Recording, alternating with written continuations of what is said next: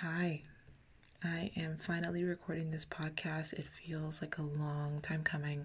I've been really excited to dive into the things I'm going to be talking about on future episodes, but I am learning to be more patient with divine timing and to let things fall into place and be in alignment first. So, yeah, welcome to the first episode of the Mighty Emotions podcast. We're going to be talking about so many things, all things emotions, all things feelings, and how we can be more emotionally resilient because the world is traumatized right now. Everyone is traumatized right now, and we're all trying to navigate the distress and the discomfort of everyday life. And we can sometimes feel powerless because we are powerless over the external events. But we do have things that we can control and we can own and we can take responsibility for. And so I'm going to be talking about how we can do more of that. In this first episode, we get into what emotions are and what emotional resilience is and what it isn't. We talk a little bit about how we've been conditioned and what impact that has on our lives. And then I give really just two really easy tips for how you can navigate distress if you're just starting out on this journey. And I hope that you're in a moment of calm. If you're multitasking or you're doing other things as you're listening to this, I hope you are just having a calm time moment in your day, because a day is a long time. So if we can find moments of calm, then we're doing all right. I hope you're doing well, and let's get into the episode. Hi, welcome to the Mighty Emotions podcast, where we discuss all things emotional resilience. Join me, your host Giselle G, each week as we have honest conversations about our feelings and discuss how we navigate times of emotional distress in a way that keeps us in alignment with who we are.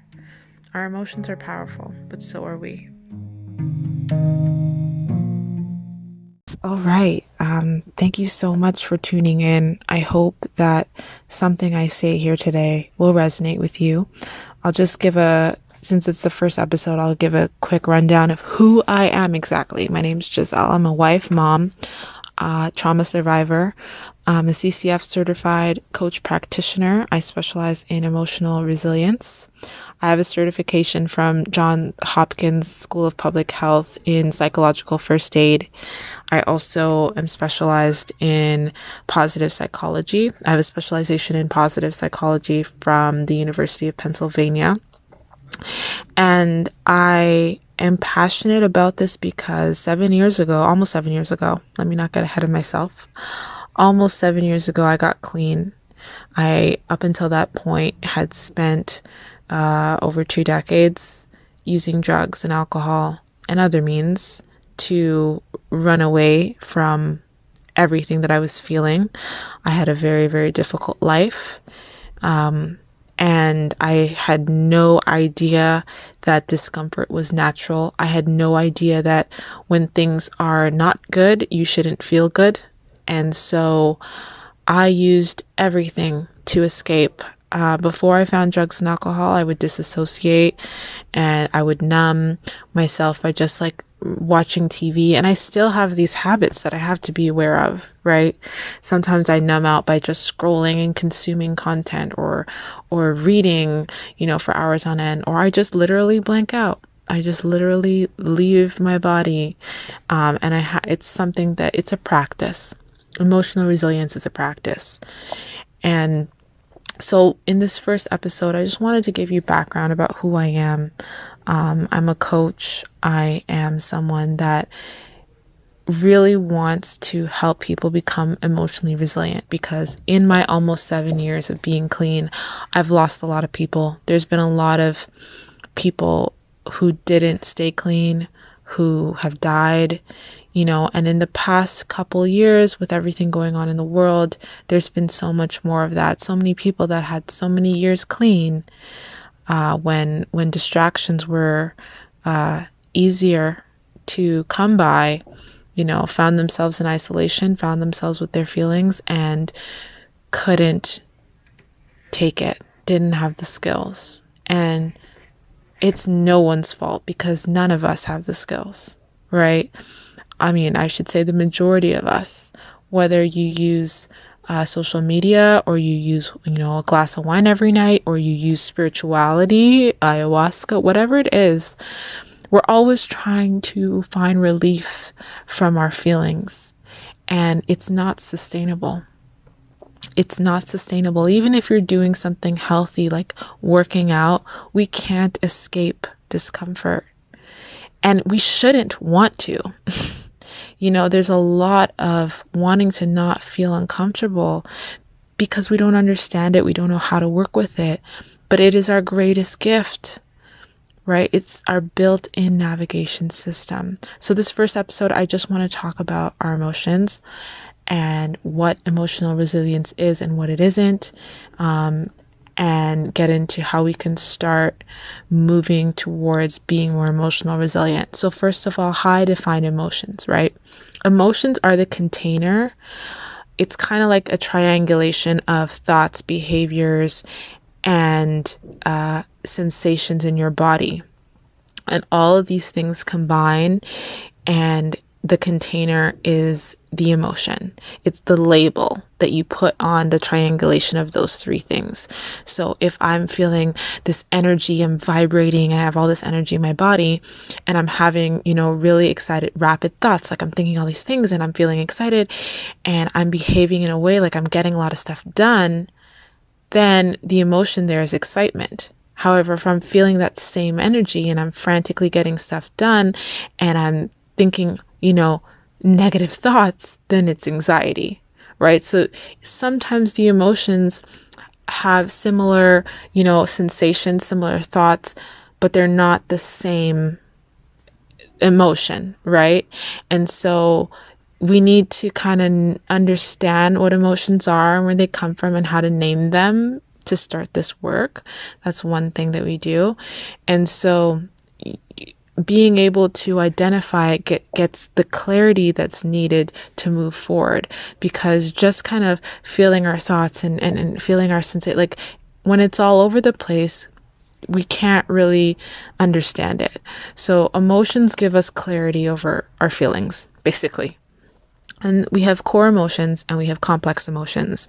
So there are the core emotions that I consider like sadness, anger, fear, joy, love, guilt, shame, disgust. Anyone who's watched Inside Out, it's a great movie. But there's the core emotions, and then there's complex emotions that we feel, which are oftentimes a combination of emotions kind of all jumbled up together. And in order to do the work to be emotionally resilient, we kind of have to break them apart and deal with them one by one, because the circumstances in our life don't just make us feel one way. And there are many parts to the circumstances in our life, right? Like I might have an argument with my husband and I might be angry that he hasn't been listening to me. I might also be sad that he said something hurtful to me. Like I might be feeling all of those things at once, but I have to kind of, each one of them, each emotion has a different message for me and it's guiding me in a different way. And so I need to break them apart and look at them individually to begin doing the work, right, of being emotionally resilient. The other thing I want to talk about, now that I've kind of hopefully clarified, actually one more thing I'll say about emotions before I move on is that they are our internal navigation system. There's a lot of, fear around feelings and emotions in our society, but they have a purpose. There's a lot of mistruths about emotions, about, what constitutes as valid and what isn't, and what's positive and what's negative. There's a lot of labels that are given to them. Basically, our emotions are our internal navigation system. They show up to show us where we need to make amends with ourselves, where we need to make changes, where we're out of alignment with ourselves. And when we go through the process of being more emotionally resilient, what we're actually doing is using that information, using that feedback from our feelings to get us back into alignment with ourselves. And what we do when we're not going through that process is we tend to actually cause more harm to ourselves and others because we're just seeking relief. We just don't want to be feeling whatever we're feeling. We don't want to be thinking whatever we're thinking. And we don't know how to walk through that so that we can actually address the need that's underlying it, right? So our emotions are kind of like, those pop-ups that say it's time to update your software. Like it's like flagging for us where we need to look, what we need to address in our lives. And there's a lot of confusion around it because of how we've been conditioned. We've been conditioned that some emotions are valid and some aren't. We've been conditioned that some emotions are positive and some are negative. That is such a disservice to us when we see our emotions as negative, because do you want to be around someone you don't like? No. If someone comes around and you don't like how it feels, you want to run away, right? And so we've been trained to run away from certain emotions, and they're trying to help us. And the problem is that the more we run away, eventually, spiritually, we break down, right? Eventually, we break down when we suppress them too much, when we, drink them away, smoke them away, whatever it is. And I've done all of it. And eventually I broke down and I hit rock bottom. And to get to a place of recovery and to live in recovery, I have to practice emotional resilience. It is a practice. So that's one thing that emotional resilience is. It is a practice. It is something that we have to actively partake in and engage in. And when we know how to take ourselves through the process, or when I work with clients and I can take them through the process, it is so transformative, right? You cannot be controlled when you own your emotions. Another thing that we've been conditioned to do is to own other people's emotions. We're conditioned to not own our own emotions, but to own other people's emotions, right? If someone gets mad at you, you take that on, right? Especially if there's someone that's important to you, that anger is theirs.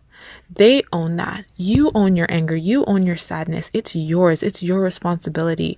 It's not showing up for someone else to address it. It's showing up in you. If it was showing up for them to address it, they would be feeling it, right? And so often we make other people responsible for our emotions, and I'm angry at him and he needs to change so that I won't feel angry anymore. No, that anger is showing up for you to show you where you are out of alignment with yourself and in your life, right? And if he needs to change or you want him to change, right?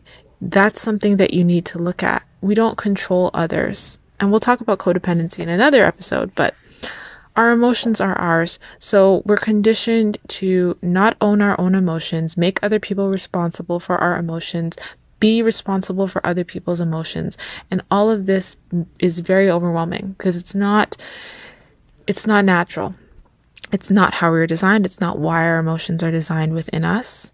And so, like I said, I'll say it again, our emotions are our internal guideposts to show us where we are in or not in alignment.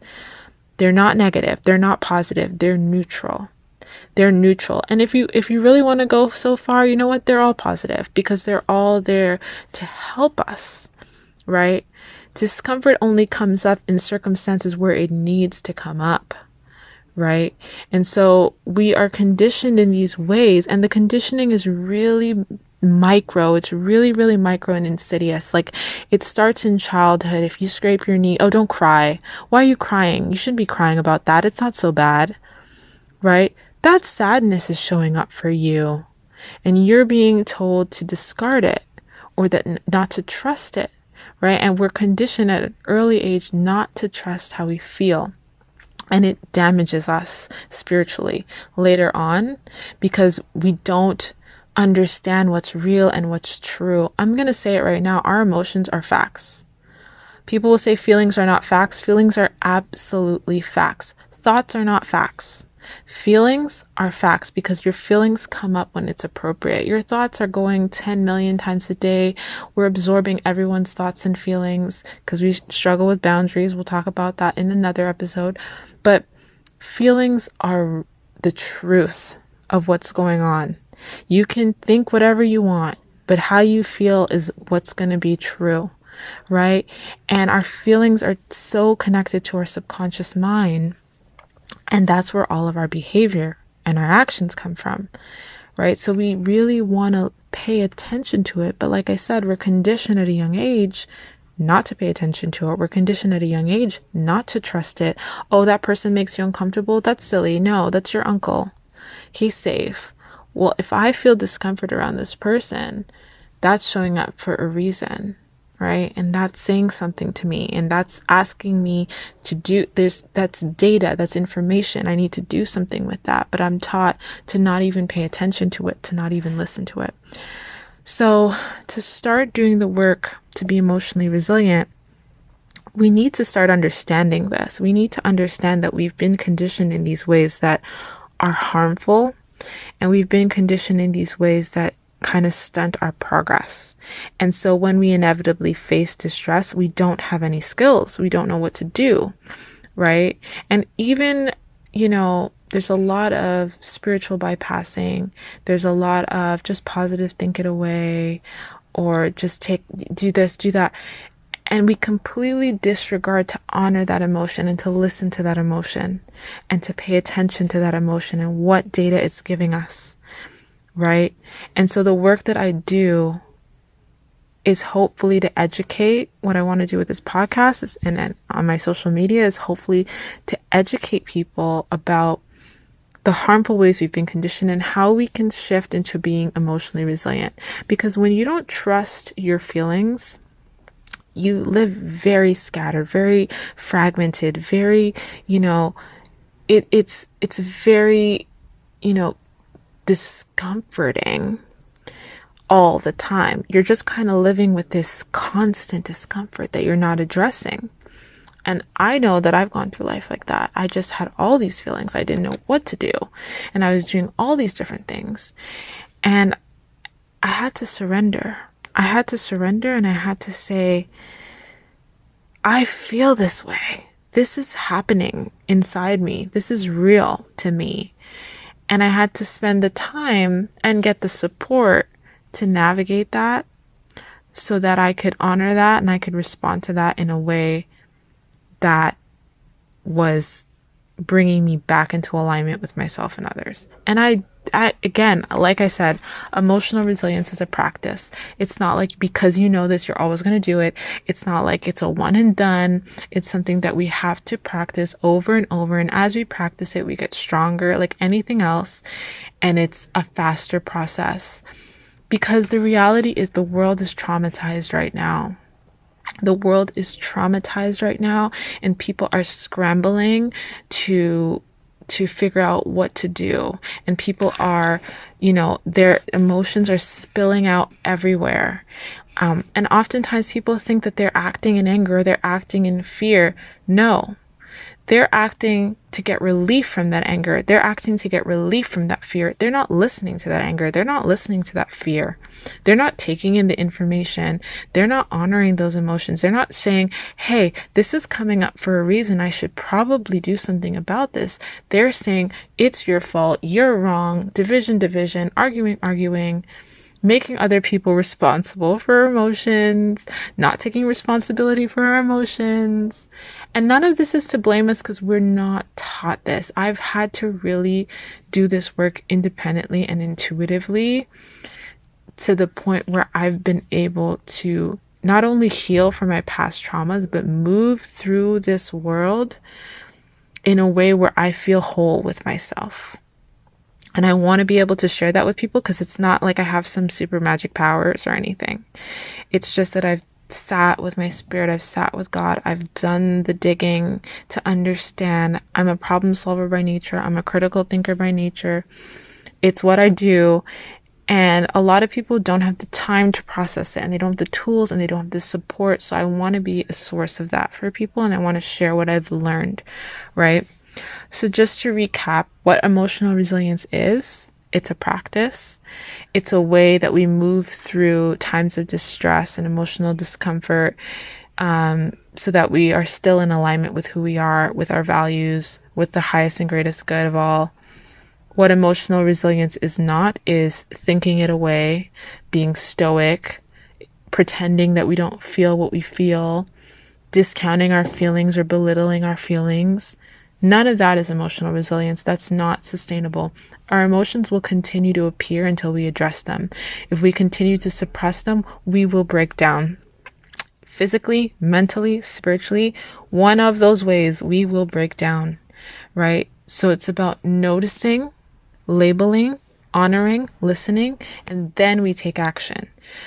When we go from noticing to action, we cause all kind of harm, or we prolong the process. And let me be clear, we don't always have the space and the time, and like I said, the tools. Like, this is a process and it's not instantaneous, and sometimes we're going to act, and sometimes we're going to react to just try to get relief. We're going to do our behaviors, our traits that we're seeking relief through, right? Maybe we're going to scroll social media, or we're going to yell at someone, or we're going to be physically violent, hopefully not, or we're going to drink, or we're going to drug, or we're going to disassociate, or we're going to numb, or we're going to distract. All these actions that we take to try to find relief when we notice discomfort, when we notice that we're experiencing some kind of distress. That's going to happen, but being aware of it is the beginning of changing it. Being aware of it is the beginning of healing that. And we can heal it, right? And so what I tell people, as we're on this journey, and I still practice this as well, when you notice that discomfort and you don't have the space, maybe you're taking care of kids or you're working or whatever the case may be, you don't have the space to process it in that moment, what you need to do is ask yourself two very critical questions. How can I take care of myself right now? And what am I responsible for right now? It's about giving yourself permission to just take care of yourself. Maybe that's drinking a glass of water, going for a walk, getting fresh air, breathing, listening to calming music. Focus on taking care of yourself. And then, what am I responsible for? Do I need to get my kids ready for bed? Do I need to do this project at work? Am I preparing for this? Focus on what you're responsible for. And then when you have space, come back to how you're feeling, right? Come back to how you're feeling, because that feeling came up for a reason. It was giving you information. It was giving you data. And I guarantee when you sit down and you rethink that thing, rethink whatever the circumstance was, you will invite that feeling to come up and show you what it's trying to show you, right? But when we don't have time and we don't have space to do that right away, or we haven't been doing this work for a long time, so it's not a super quick, streamlined process, how can I take care of myself right now, and what am I responsible for right now? And then you act on those two questions. Don't act on the anger, don't act on the fear, act on those two questions. A lot of times we talk about hacking the subconscious mind like it's some big complicated thing. It's just about asking ourselves the right questions. That's why therapy works, that's why coaching works, that's why all these things work, because we just need to be prompted. The answer's already there and it will arise. It's waiting for us to invite it by asking the right questions. So what I want to leave you with in this podcast is that if you are new to this work, please join me each week. I'll be talking about this. Find me on social media, message me. I would love to talk to you. I want to encourage you to be honest with yourself. I want to encourage you to notice your emotions, notice your discomfort, notice your distress. Don't gaslight yourself. Don't tell yourself you're not worthy. Don't distract yourself, right? And you will. We all do. I still do. But noticing it and bringing it into that awareness, and then remembering that you're on a path towards emotional resilience, you will get through whatever the distress is, that it is not there to hurt you. It is neutral. It is there to guide you. And all you need to do, if you don't know what to do right away, or if you're new to this work, is say, how can I take care of myself right now? What am I responsible for right now? And you take actions toward those two things, right? If you have other practices like meditation, calling a friend, those are all ways that you can take care of yourself when you're in distress. Okay? And so that is what I'd like us to start doing, is being honest, being open-minded to the fact that our emotions are gifts and they are tools and they want to help us, being willing to sit with our discomfort, being willing to honor it, being willing to listen to it before we act, to not be reactionary, and to notice when we feel distress. All we need to do in that moment is take care of ourselves and handle our business that's immediately in front of us, and we will be okay. Trust yourself. Trust yourself. Remember that you're responsible for your emotions, no one else. It's not the circumstance's fault. It's not the person's fault. It is that you're not in alignment with yourself. Your life is out of alignment, and your emotions are coming up to guide you back into alignment. That's all that's happening. That's all. You can trust that. I know that to be true. And I use it in my life. And I have to remember that. I have to teach my daughter that. Because when we're emotionally resilient, we can't be controlled. We're sovereign. We're whole. We're able to heal. We're able to connect with others because we own our emotions and we listen to them and we honor them and we act in ways that are for our highest and greatest good. So if you stuck around to the end of this podcast, I love you for listening. I hope that you come back each week. Like I said, reach out to me on social media. All of the information is in the show notes. And I pray that we all remember how powerful we are. Bye.